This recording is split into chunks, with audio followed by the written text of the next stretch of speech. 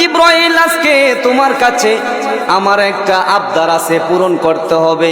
এতবার আসো রে ভাই, আজ আমি তোমাকে নিজের চোখ দিয়া তোমার সশরীরে যেমন আল্লাহ তোমারে বানাইছে ওই আকৃতিতে মাথা থেকে পা পর্যন্ত এই মুহূর্তে এখানে বসে দেখতে চাই, একটু আমার দেখান। জিবরাইল বলে, নবীজি আপনি এত বড় একটা জিনিস আজকে চাইছেন, কি বলতাম আপনারে যে আমার না আল্লাহ তাআলা এত বিশাল একটা দেহ দিয়া বানাইছে, এই দেহটা আমি আপনার এখানে বসে কেমনে দেখাইতাম? আমার দেহটা তো দুনিয়ার ভিতরে জায়গা লইতো না। সুবহানাল্লাহ বলেন, যে আমার দেহটাই দুনিয়ায় জায়গা লইতো না।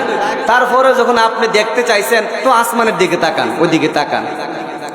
এই কথা বলেন জিবরাইল আলাইহিস সালাতু ওয়াস সালাম চলে গেছে। কিছুক্ষণ পরে আবার আসছে, আয়েশা বলে, পয়গম্বর কি দেখলেন গো, কি দেখলেন?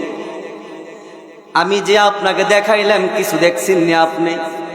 নবীজি সাল্লাল্লাহু আলাইহি সাল্লাম ডাক দিয়া বলে, কোথায়? আমি তো কিছুই দেখলাম না, হঠাৎ করে দেখলাম আসমানের মধ্যে একটা আবরণ পড়ে গেছে, যেন সাদা সাদা কিছু একটা দেখা যায়, পৃথিবীটা একটু আন্ধার আন্ধার হয়ে গেছে।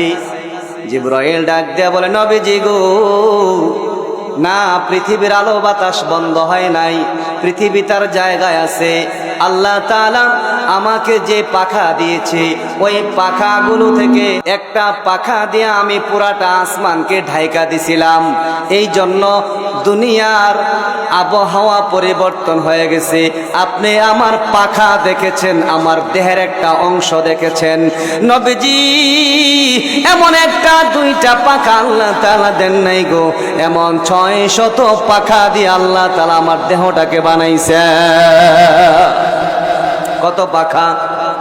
লাহু সিত্তু মিয়াতি জানাহাতিন, এমন 600 পাখা আল্লাহ তাআলা আমারে দিয়েছেন। এর মধ্যে একটা পাখা দিয়া পুরাটা আসমান ঢাইকা ফেলা যায়।